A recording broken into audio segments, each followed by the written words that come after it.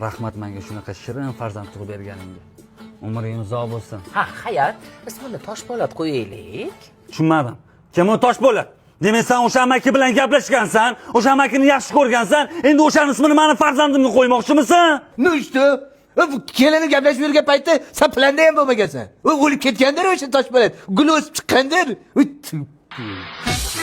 Hayot, mana shu lampochkani qo'yib bering. Kechqurun chiqqanda qo'rqyapman. Jonimga hech narsa qilmasa bo'l, hozir nariroq olib keling. To'xta, Hayot. Mana shu kelinni sepidagi narsani tizikobga olib chiqib berib yubor. Undan ko'ra dusellik yangi chiqqan lampochkalardan qo'yaylik, Hayot. Nimasi yangi uni?